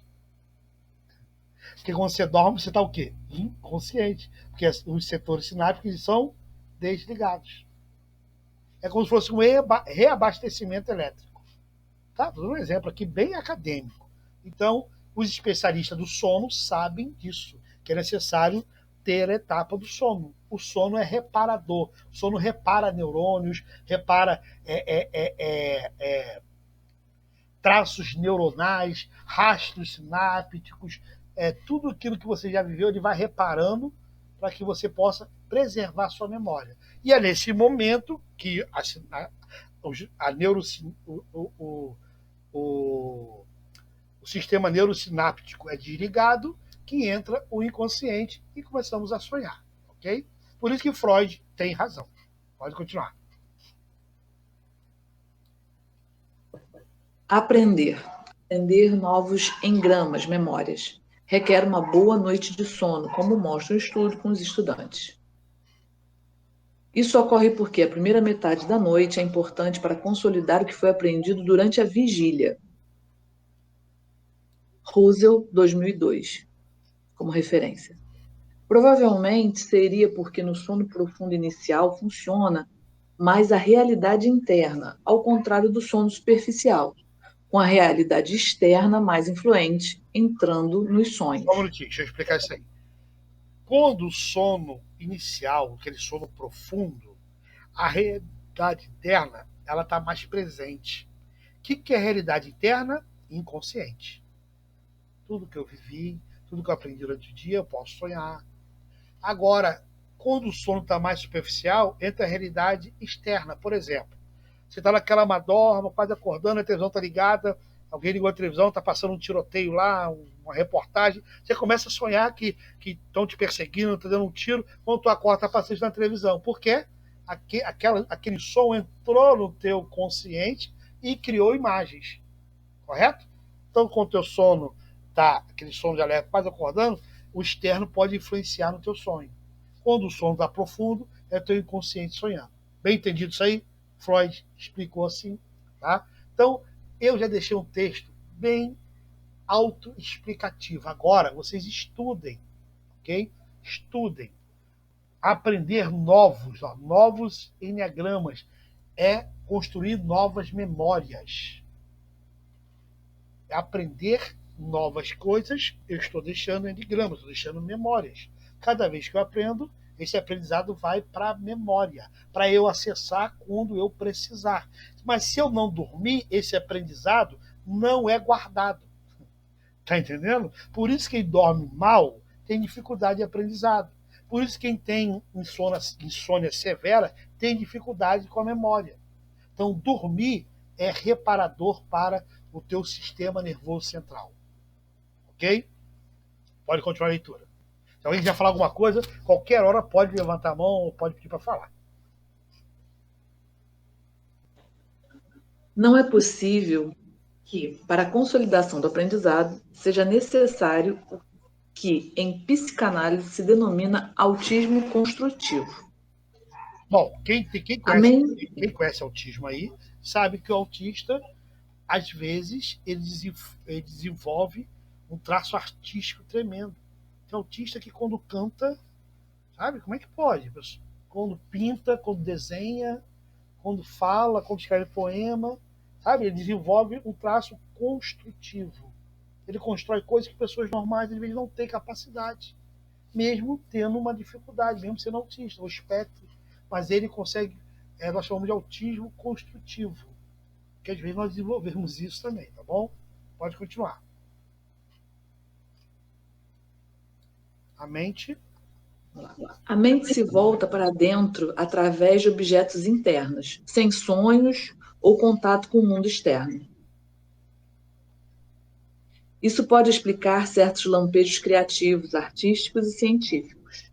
Só um minutinho. Na química... Só um minutinho. Pois não. Vamos lá. O autismo é o quê? Tem várias explicações aqui, eu peguei do artigo e adaptei, tá?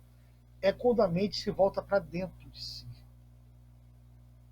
através de objetos internos, sem sonhos ou contato com o mundo externo.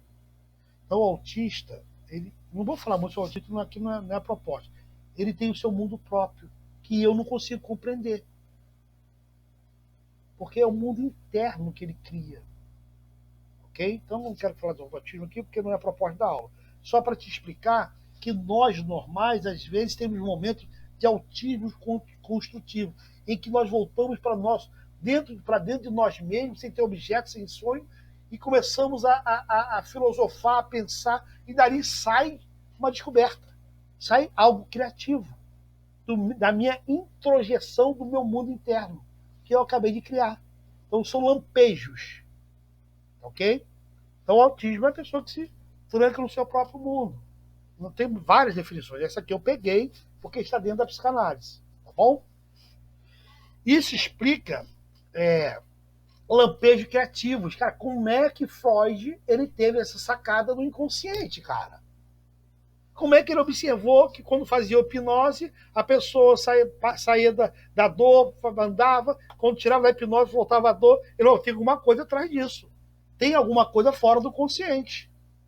Aí, através da interpretação dos sonhos, ele chega no inconsciente. Aí todo mundo foi contra ele. Freud sofreu uma repressão tremenda, uma retaliação, e ele foi até o fim lutando que existia o inconsciente. Hoje é provado pela neurociência, é provado pela psicologia, todo mundo sabe que existe o inconsciente. Não tem como lutar contra isso. Tem como não querer acreditar nele, mas ele está lá. Ok? Então, agora vamos ver alguns lampejos do autismo construtivo que aconteceu com alguns cientistas, médicos, etc. Pode continuar, doutora Renata. Na química. Na química, Kekulé sonhou com um anel de benzeno ainda não conceituado. Só um minutinho. E na fisiologia... Só um minutinho. Aqui, o anel de benzeno aqui, ó. Uma estrutura complexa dessa, que ninguém nunca tinha visto, ele sonhou com esse anel. Quando foi para o laboratório com o microscópio, e alguma célula tinha esse anel. Como é que pode isso? Foi um lampejo construtivo dentro de si mesmo. Como é que eu vou sonhar com algo que eu nunca vi? Então, é um lampejo, é uma inspiração artística do autismo construtivo. Tá bom? Estão entendendo mais ou menos o que é autismo construtivo? Você tem uma sacada que ninguém teve. Você faz algo que é difícil para outros fazer. O camarada, ele sonha com o anel de benzeno, o anel benzínico, e existe o anel benzínico. Essa estrutura que você pode estudar depois. Totalmente complexa, ele sonha e, quando vai lá para o laboratório, confirma a existência. Ok? Pode continuar. Na fisiologia. Na fisiologia, Bunting sonhou necessitar ligar o canal pancreático de cães para confirmar que as ilhotas de Langerhans secretavam a insulina. Então, ele falou assim, poxa, eu tenho que confirmar que as ilhotas, elas secretam insulina. Eu vou ligar o canal pancreático dos cães para confirmar isso. Ele foi lá, mexeu e realmente aconteceu. Mais um lampejo do seu próprio mundo interno que estava na realidade externa. Ok? Por isso se chama de autismo construtivo. Tá bom? Estão entendendo? Estão entendendo aí direitinho? Sabrina, quer falar alguma coisa sobre o autismo? Impressionante, professor. É impressionante, né? Mas gente sabe que o autista ele tem capacidades que eu não tenho, que você não tem. E outras ele não consegue, beleza. Mas tem umas que ele me supera. Tem outras que... Porque ele tem o próprio mundo.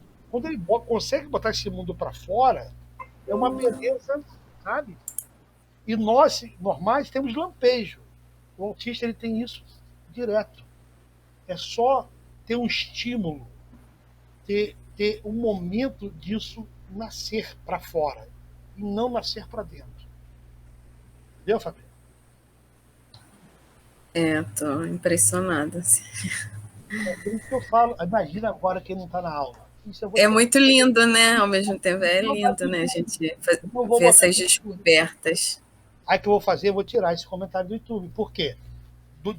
Dias e noites estudando, preparando a aula, mas depois a pessoa quer assistir a aula gravada, sem necessidade.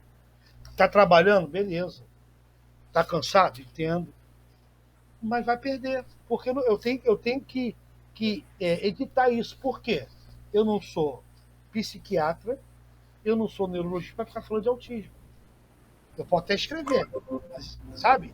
Algum profissional pode me questionar por que eu estou falando disso sem ter, entre aspas, autorização clínica para tal. Estão entendendo? Porque eu tenho que tirar... A gente entende. Isso. Aí a pessoa que não assiste a aula perde. Aí vai ler lá, o tipo construtivo, legal. Não vai pesquisar, não vai procurar saber o que é, não quer saber. Então, nós temos o mundo interno. E quando ele lampeja para fora, sempre sai coisa boa. Então, deixa o teu mundo interno sair para fora, às vezes. Deixa os lampejos, os seus pensamentos serem executados. Acredite neles, acredite na tua intuição, acredite naquilo que você tem de bom dentro de você. Porque a gente acreditamos em tudo que o nosso inconsciente fala. O inconsciente fala, você não vai conseguir, você vai falir, você não vai falir. A gente acredita nele, a gente começa a ficar deprimido. Eu não posso acreditar que eu tenho algo bom dentro de mim, algo criativo em mim, não destrutivo. Ok? Pode continuar a leitura aí. É lindo, né? É lindo essa explicação. Mas são dias e noites estudando para preparar o material e a pessoa e o aluno, às vezes. Realmente, é isso tudo, esse bate-papo, como a doutora Renata acabou de colocar, como a nossa colega acabou de ficar impressionada também, e a gente fica impressionado mesmo, porque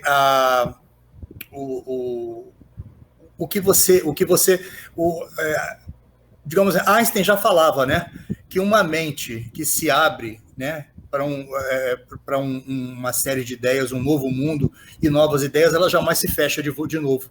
Você pode até nunca mais comentar sobre isso que vocês estão falando aqui agora, mas no bate-papo, numa ajuda, num determinado momento, a sua mente, a sua cognição, o seu sistema cerebral vai trazer isso à tona e falar assim, lembra daquela aula, olha só, olha o que está acontecendo. E você vai ter subsídios para trabalhar uma série de outras situações contributivas na sua vida. Isso é muito bom. Eu posso ser um neurocientista psicanalista. Eu posso ser um psicanalista neurocientista. Você é neurocientista quando tiver que ser, e você é psicanalista quando tiver que ser. Mas eu posso ter o conhecimento. Então estude. Tudo que você puder estudar, você estude. Pode continuar a leitura quem quiser. Não sei onde parou, não tenho nem ideia. Eu acho que parei em não incluir fatores emocionais, mas vou dar continuidade daí, professor, acho que é isso. Não incluir fatores emocionais, realização de desejos ou repetições de situações traumáticas e tentou superá-los. Também quando revela depender a memória da riqueza de estímulos que aumentam as sinapses do hipocampo. Olha bem, aumenta Não faz... sinapse. Aumenta o quê? A comunicação entre os neurônios. Cada vez que eu estou com repetição, que eu estou motivação dos sonhos, eu estou criando sinapses novas. Pode continuar. Não faz referência... Perdão. Não faz qualquer referência à motivação, tanto consciente como inconsciente. Não só bloqueando sentimentos indesejáveis das lembranças, como estimulando outros e a atenção. Por isso, provavelmente, os deprimidos crônicos menos motivados, procurando menos estímulos internos e externos, são mais suscetíveis à falta de memória. E por isso, provavelmente, serem mais propensos a doenças de Alzheimer. Olha aí. Então, quando Russell ele analisou a motivação dos sonhos, que é um dos pilares da psicanálise, olha só, neurociência com o pilar da psicanálise, que é o sonho. Não incluiu fatores emocionais. Ele quis tirar a emoção dos sonhos.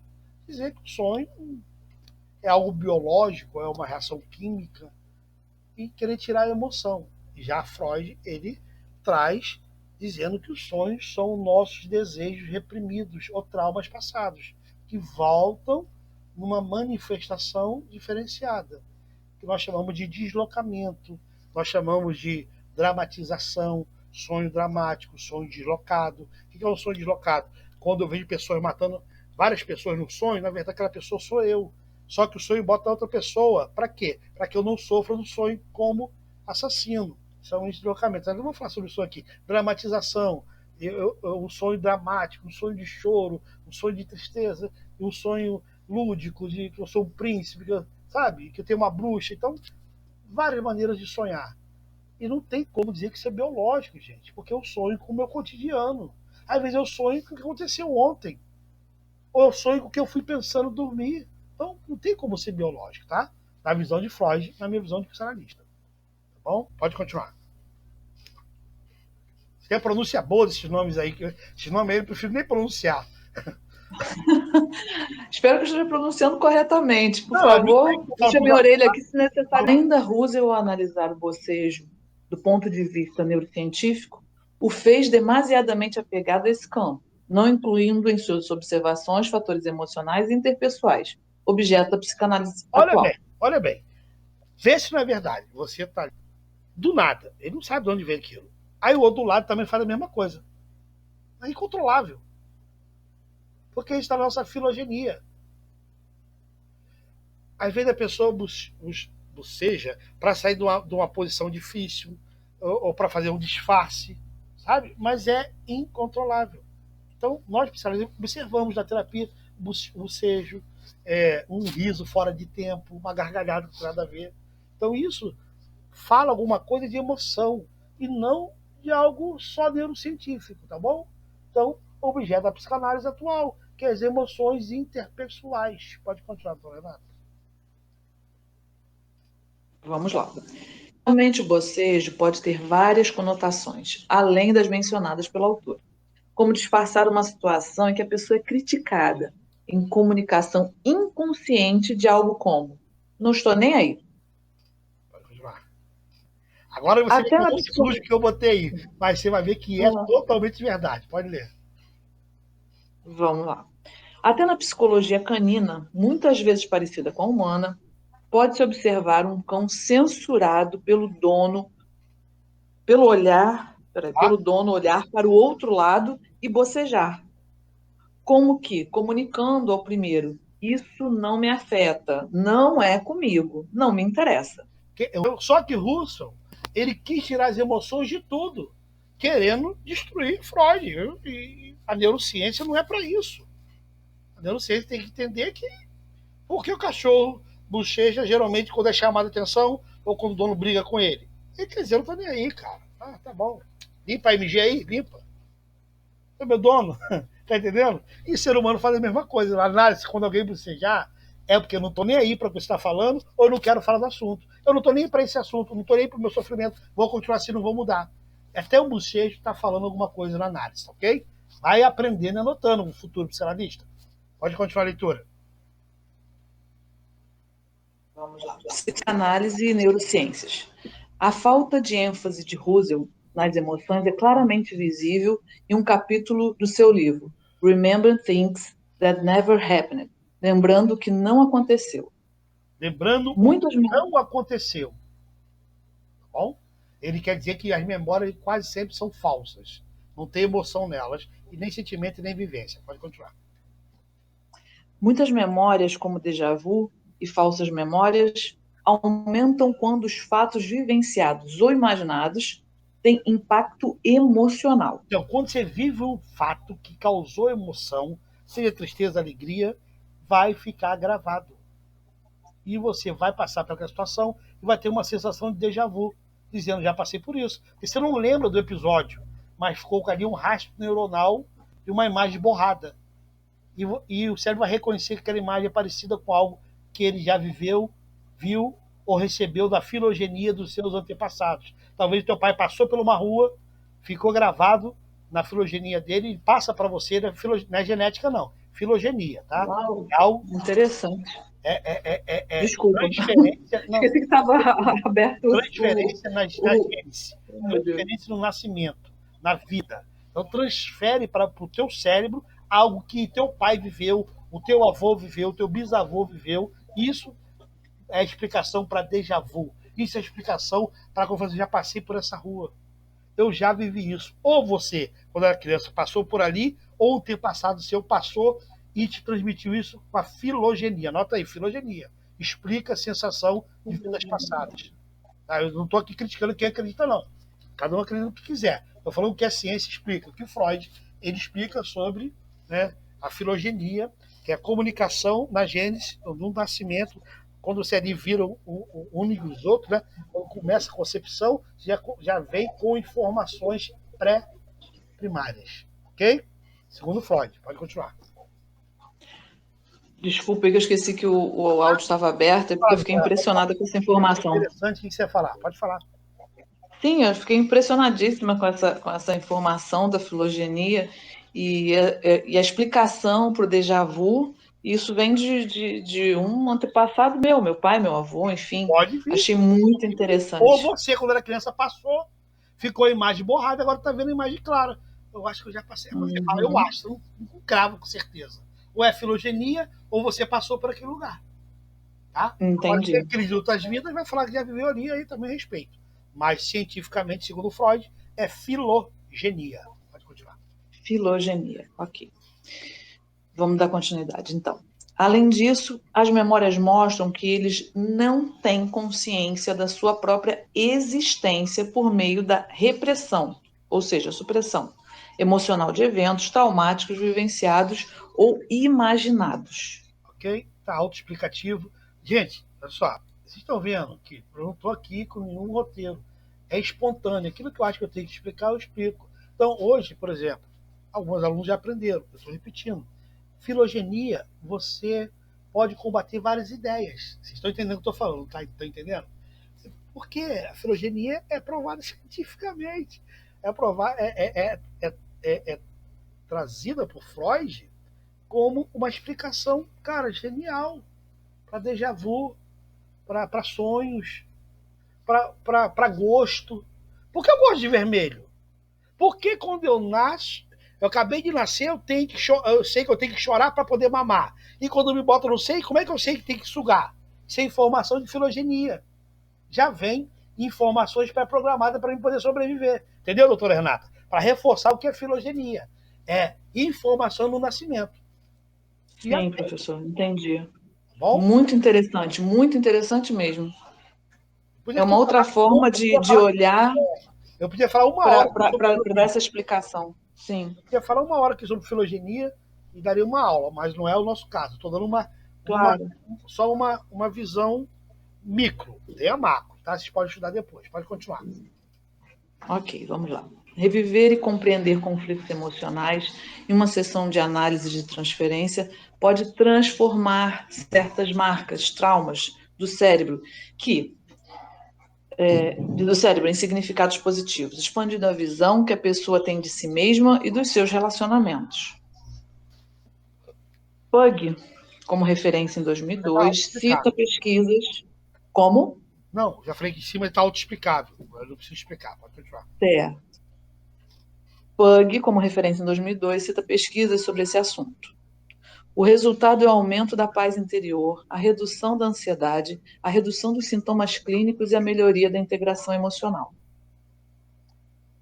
Para que essas mudanças ocorram na plástica cerebral, é essencial que vários anos de contato analítico cuidadoso, 3, 5 vezes por semana, as tornem duradouros. Só um minutinho.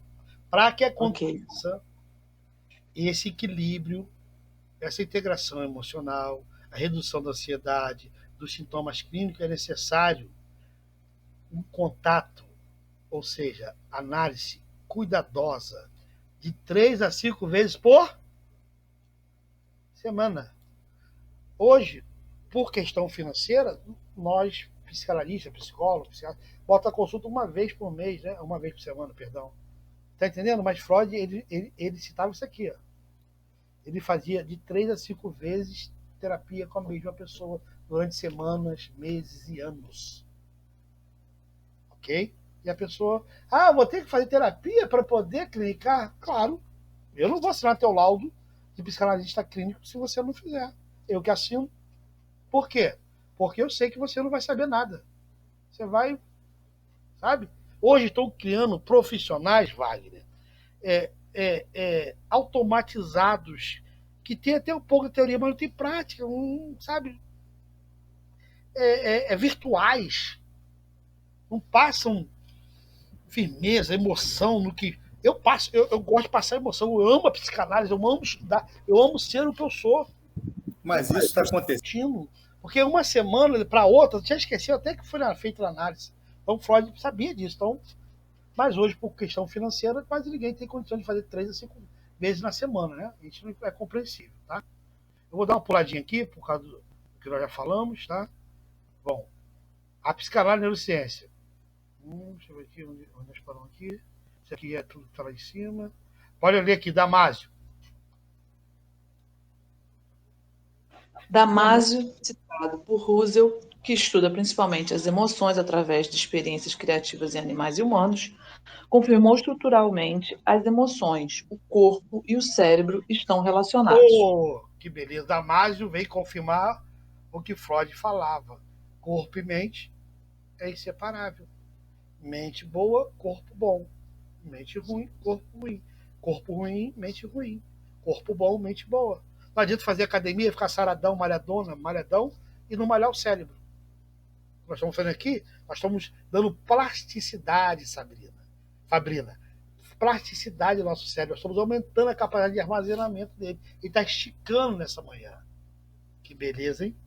Está esticando, está trazendo mais conhecimento. Estou dando mais elasticidade, mais plasticidade. Ele está moldando, ele está aprendendo coisas que está assim. Caramba, ele está, sabe, querendo esticar, largar, comemorar o êxtase de aprender, o êxtase de ensinar. Isso se chama transferência. Se o professor não dá transferência, você não recebe. Se o aluno não dá transferência, o professor não se entusiasma. Como eu tenho poucos alunos, mas todos estão participando, o que acontece? Me dá entusiasmo. Como eu estou dando o meu melhor para vocês, te dão o quê? Entusiasmo. Isso chama transferência. Escreve aí. Transferência no set analítico. Primeiro requisito para ser um bom psicanalista é ser transferencial. Aprender a receber e transferir. A receber e dar. Tá bom? Pode continuar. Ele concluiu que primeiro temos emoções e depois os sentimos. Vamos lá então. A sequência na psicologia, ok? Bom? Professor, o que dá... Entendeu, Wagner? Exato, não, é verdade, não, é verdade. Você pega aquele conjunto de pensamentos ali, você transforma aquilo ali numa emoção, né? Transforma na sua verdade, aí gera uma emoção. Exato, transforma na emoção e automaticamente você começa, e quando você vai para o campo analítico e você começa a ser interpelado sobre esses pensamentos associados a essas emoções... Fator motivador, vem um pensamento, o pensamento gera uma emoção, a emoção muda o meu comportamento. Se eu aprender, o pensamento você não consegue controlar, ele te invade, é um pensamento automático. Você nunca vai controlar seu pensamento, se eu te prometer isso, eu sou charlatão e mentiroso. Você vai ter pensamento sempre. O problema não é o pensamento, é qual a interpretação que você dá ao pensamento. Se ele é verdadeiro, se ele é falso. Se ele é verdadeiro, eu tenho que aceitar e ter compromisso em suportar. Se ele é falso, eu tenho que confrontá-lo com a verdade, tá bom? Então, fique cuidado com os pensamentos. Pode ler aqui, por gentileza. Aqui. Agora nós vamos a outros psicanalistas atuais. Pode ler, por favor, doutor Renato, quem quiser ler. Reportando-se a vários psicanalistas atuais, como Ogden, J. Graustein, H. Segal, H. Rosenfeld, W. Bios, M. Muller e outros estudiosos do assunto. Agora nós vamos pro você tá vendo aqui, ó, você pode comprar livro desses camaradas aí, você pode ler, pode. Tá bom? Então, vamos lá. Tudo tá aqui o apanhado que eu achei necessário de colocar. Pode ler. Na consciência expandida, o self assume uma identidade, uma perspectiva histórica à medida que o córtex maior se desenvolve.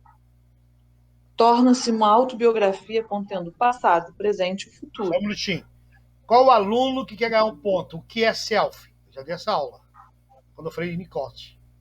O que é self? Anota aí, self é o eu de si mesmo. Tem um self verdadeiro e um self falso. Que o bebê desenvolve, tá lembrado? O bebê desenvolve o self verdadeiro, o self falso, através de uma mãe suficientemente boa ou uma mãe suficientemente mal. Ou um ambiente suficientemente bom ou um ambiente suficiente mal. Nicote. Só pegar e estudar de novo. A aula tá lá. Tá esquecendo. Então o self é o eu de si mesmo. Bom? E esse eu de si mesmo, ele contém passado, o presente e o futuro. Por isso que Freud insistia que o passado está presente no presente e pode influenciar o meu futuro. E às vezes eu tenho que dar a volta lá no passado, não para consertar o passado, para ressignificar o passado, para melhorar o presente e projetar o futuro. Isso que o psicanalista faz. Você leva o teu paciente para o passado, traz os traumas à tona, traz o que está escondido à tona, ele ressignifica tudo, melhora o presente e projeta o futuro melhor. Está pronto para isso? Tem que estudar muito para fazer uma terapia guiada. Tá bom? Aí você vai conseguir.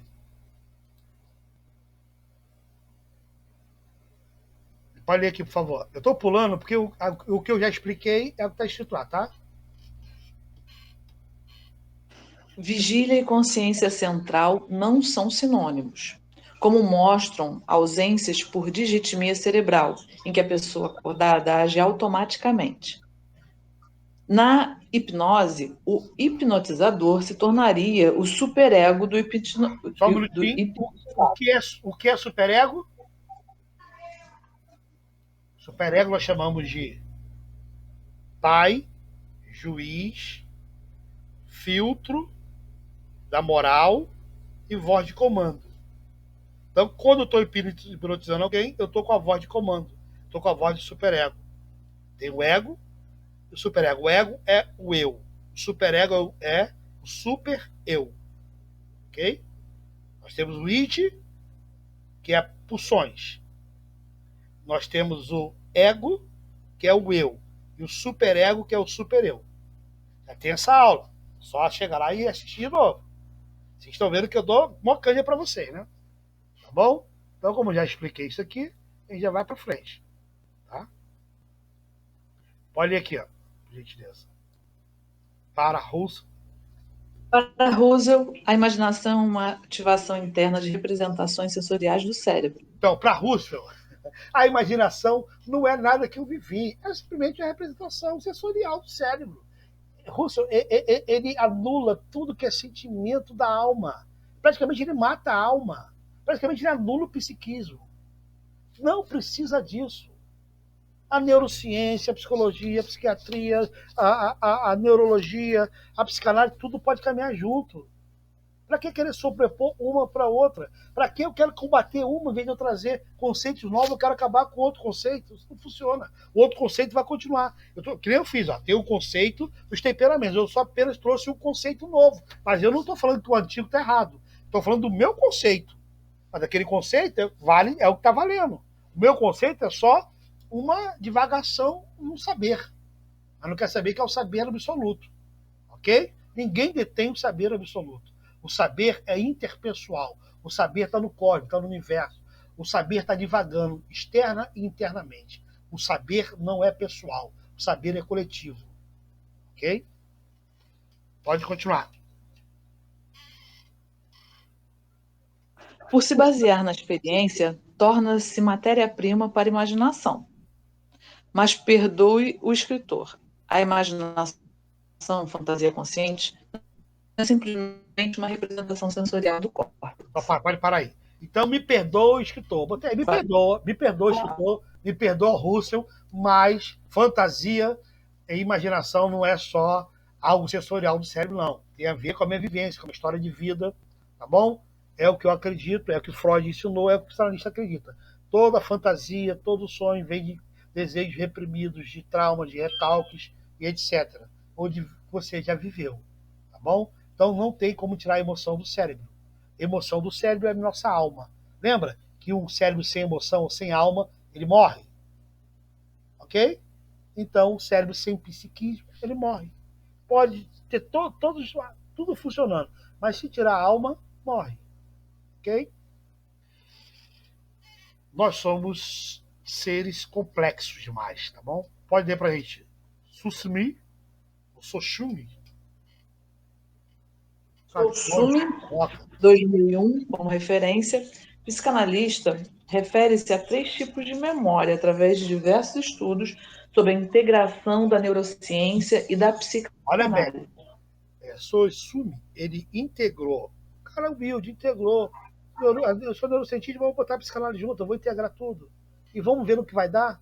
Isso é divisão do saber. E não detentor do saber. Quando o Husserl anulou tudo que Freud fez, Sousumi, ele trouxe uma integração. Neurociência e psicanálise podem andar junto? Segundo a literatura pode. Não é segundo o professor Marcos, não. É segundo o que eu estudo. Ok? Vamos lá. Primeiro tipo de memória. Um procedimento que envolve os cérebros de répteis e mamíferos que armazenam as primeiras memórias da humanidade e da infância de um indivíduo. O cachorro, ele morou muito tempo numa casa. Ele mudou. Quando você volta naquela casa, ele vai sair correndo, pulando, porque ele vai lembrar daquela casa. O cachorro tem lembrança. O cachorro tem emoção. Como é que querem tirar a minha emoção do ser humano? Não tem como. Ok? Então, um procedimento que envolve réptil mamífero que armazena as primeiras memórias da humanidade, da infância do indivíduo. Um indivíduo sem memória é um indivíduo sem história de vida. Quando tem Alzheimer, perde toda a memória, a pessoa fica morta. Assim, desculpe, com todo carinho, mas a pessoa está morta-viva, então o zumbi não tem lembrança de nada. Não sabe nem mais tirar uma calça, colocar uma calça, vai desaprendendo tudo. Então, um cérebro sem alma ou um cérebro sem lembrança é um cérebro morto. Pode continuar. Segunda. Declarativo sobre memória. Eu declaro o que eu lembro, eu sonho o que eu vivi, eu sou tudo que eu vivi, eu sou fruto da minha vivência, eu sou fruto da memória de tudo que eu passei. Por isso eu preciso de análise, para dar plasticidade, pegar a minha memória e ressignificar tudo ou quase tudo, para eu poder ser um ser melhor no presente. Ok? Terceiro, filogenética. Olha aí. Filogenética. Refere-se a estados mentais primitivos e fantasias inconscientes. Expressões mentais de instintos, impulsos, segundo Klein. Especialmente impulsos destrutivos e eróticos. Thanatos e Eros de Freud. O complexo de Édipo do autor também pode ser incluído aqui. Então, tem o Thanatos, tem o Eros, tá? Tipos eróticos de impulso. Você pode ler esse artigo, procura na internet, compra o livro, Complexo de Édipo, tá? Então, na filogenética vem impulso. Por que o bebê morde o seio da mãe? Onde ele conseguiu encontrar essa raiva, esse ódio do seio? Aquilo está alimentando ele e quer destruir. Sabia que, segundo Klein, o bebê ele tem inveja? O bebê é sádico? E, sabe, são teorias que você vai estudando, você caramba. Então, eu te aconselho a ler Klein, tá bom? Porque Klein, ou Melanie Klein, ela dá um show sobre seio bom, seio mal, tá? Sobre posições do bebê, posições paranoide, esquizoparanoide. Já tiveram essa aula. Estude de novo. Tá bom? Isso aqui eu tô pulando porque eu já falei, tá?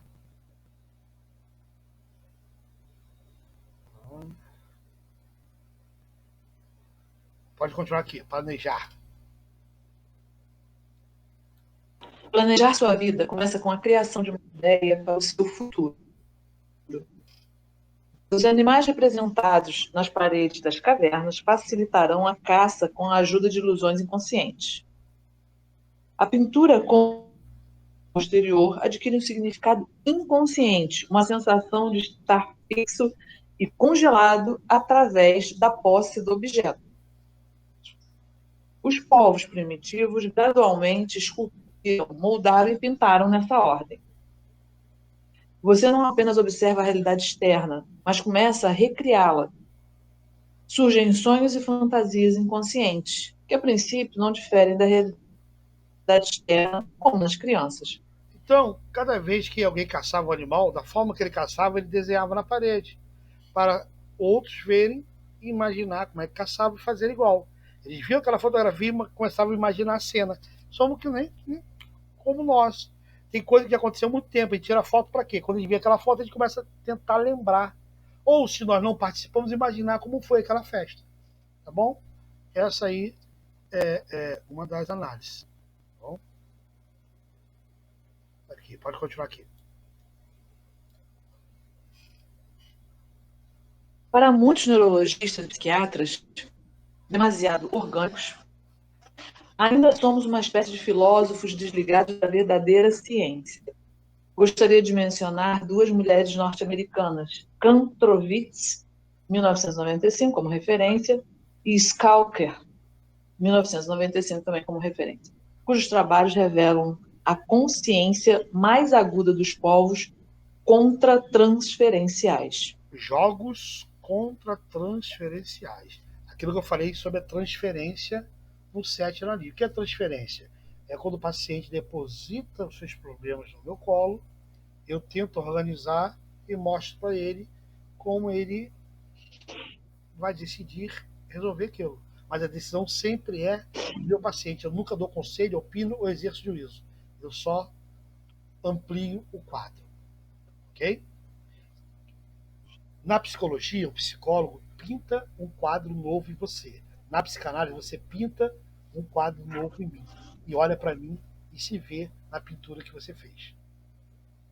Você faz a pintura e você entende a pintura. Tá entendendo? O psicanalista é simplesmente a tela em branco. E é você que desenha no psicanalista. Não é o psicanalista que desenha em você. Na psicologia, o psicólogo desenha em você. Na psicanálise, desenha para que você se veja. Olha, vocês Você. são tanto de sono. Ok? Bom, gente, fica aqui Meio, né? para você ler, não dá mais tempo. Chegamos no final que está todas as referências, você pode estudar, pesquisar, tá bom? Terminamos mais uma aula, né, sobre neurociência. Quero agradecer a todos os alunos que participaram. Um bom final de semana. Que Deus possa abençoar a todos. E eu digo para vocês, querem